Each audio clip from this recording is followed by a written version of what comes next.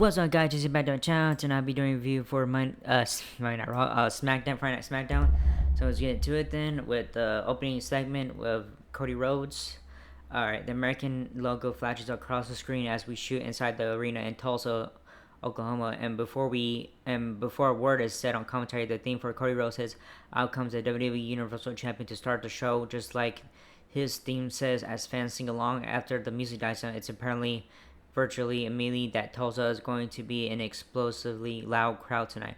Cody begins as always. So, Tulsa, what do you want to talk about? He says he doesn't want to reflect despite how great WWE SummerSlam was. He wants to look ahead. He talks about the WWE Universal Championship being the North Star of WWE and how he's been thinking about who he would like to defend his title against at the upcoming WWE Bash in Berlin premium live event. This guy, he says, but is then cut off by the theme song for Solo Sikoa. Alright. Solo tells Cody he doesn't care what he wants to talk about or what these people in Tulsa want to hear. He wants to talk about is SummerSlam. A crowd chant results in some heavy edits in typical Fox fashion.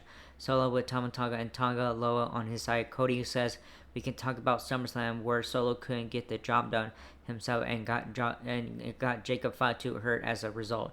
He talks about Solo cosplaying as a tribal chief. He calls Solo delusional if he thinks he has any claim to a rematch. So Solo, what do you want to talk about? Alright, Kevin Owens runs down with a steel chair and one for Cody as the Bloodline try and rush the ring. Solo gets back on the mic and tells Cody he'll see him later after he finds Roman Reigns. Cody tells him he'll be waiting on him. Cody stops Owens before he leaves and says he doesn't want this to be awkward, but he wants to talk about something. Owens turns around and heads back into the ring as fans chant KO, KO. Cody says before he was caught up, he was talking about who he wanted to defend his WWE Universal Championship against at WWE Bash in Berlin. He tells Owens he wants it to be against him. Owens says he appreciates that, but he doesn't deserve a title shot. Yes, he does. All right, he really doesn't. He says title shots need to be earned.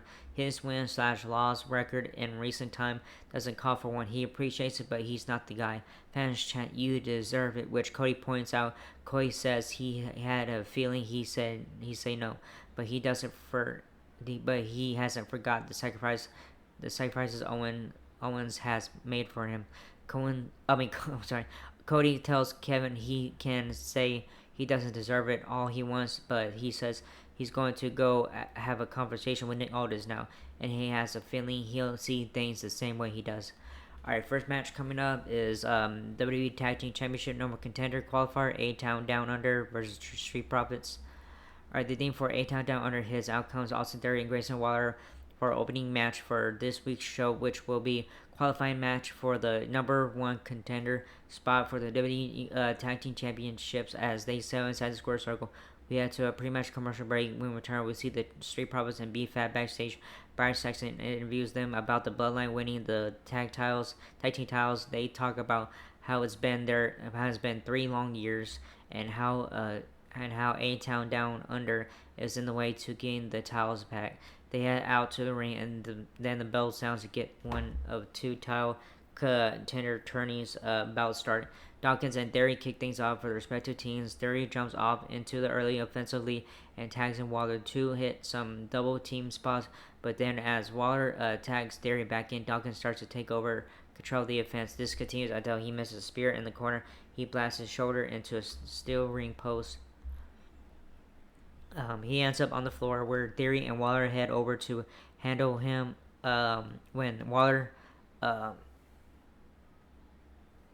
stops Theory, and they turn their attention to B-Fab as they start to taunt her out of nowhere. We see Montez Ford fly into the picture with a splash over the ropes and to the floor, taking out both A-Town Down Under members as we head to a mid-match commercial break. When we return from the break, we see Ford get the hot tag and show off the athleticism as a Providence had to victory via pinfall with the win. They advance to the title and eliminator bout for the tag team titles against the winner of Pretty Deadly versus DIY. So winners are the Street Profits. All right, next, we have backstage thing. Backstage, we see SmackDown GM Nick Aldis with Cody Rhodes, and Kevin Owens is pleading his case once more about why he doesn't deserve a title shot at Bash and Burn. But when he hears Aldis says he's got plans to talk to Roman Reigns later and will offer him the shot, suddenly Owens is willing to accept the match. It is made for August 30th at Bash in Berlin. I thought it was 31st. They got this website got a little bit wrong. All right, another backstage.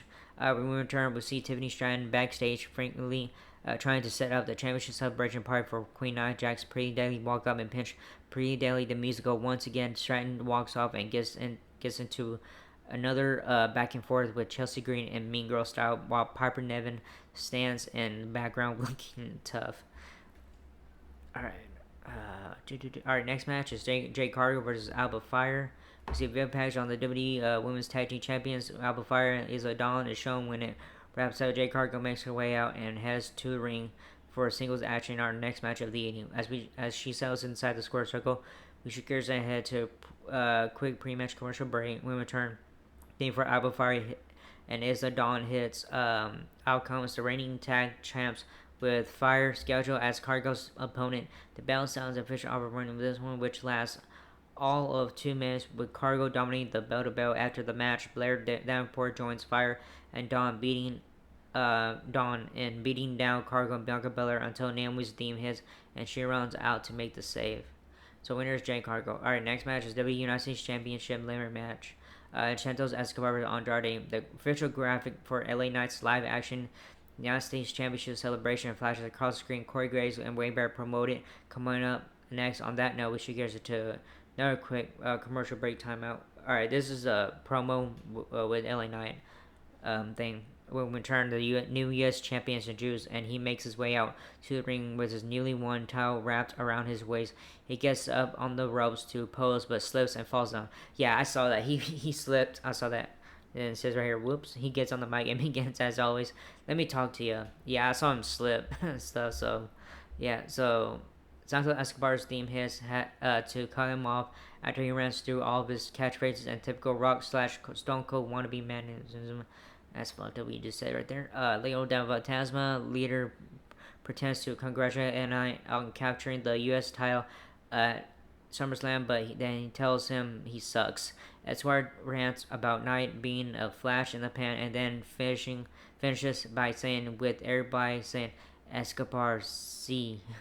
Knight rambles back and tells him he won't take his belt off of him because I won't let ya. Okay, Rattlesnake. Okay, you guys are fucked up about LA Knight. This website. And like LA Knight's cool, man. I don't know what the fuck you're talking about. Alright, Andrade's theme hits outcomes for the WWE United States Championship Eliminator bout. As he sells in the ring, we shift gears into a quick pre-match commercial break. When we return, we see a repackaged Giovanni Vinci featured in a upcoming soon vignette. Back inside the arena, we see Andrade and Escobar still going at it after their U.S. title eliminator match got started during the break. As Leo the Fantasma Cruz tries to play a role at ringside, we see Baron Corbin and Apollo Crews run out to brawl with them and chase them off. Sorry. As Ashley continues inside the ring, we shoot gears into a mid-match commercial break.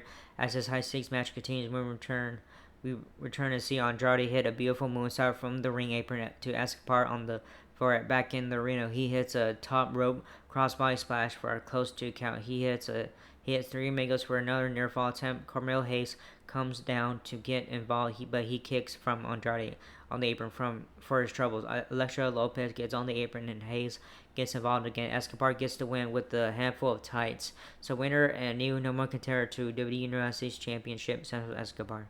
Damn. Alright, next match coming up. We're almost finished.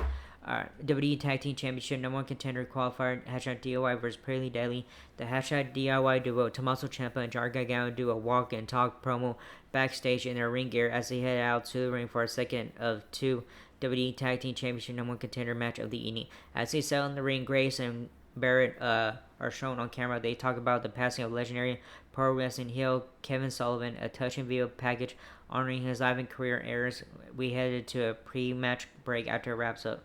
When we return, we see Austin Theory pull a switcheroo Grayson Waller volunteering him for a match against Kevin Owens to Nick Aldis, who makes it official for next week. Back inside the arena, then for Pretty Deadly Hits, out comes Kit Wilson and Elton Prince. After some initial back and forth action, we see DIY in the offensively with Kit and Elton down with and out on the floor. DIY are sitting on the apron, clapping as we head to a mid-match break. We're turning Gargano fires up. And we see a Shatter Machine from DIY lead to the victory for Gargano and Ciampa. So winners are #DIY.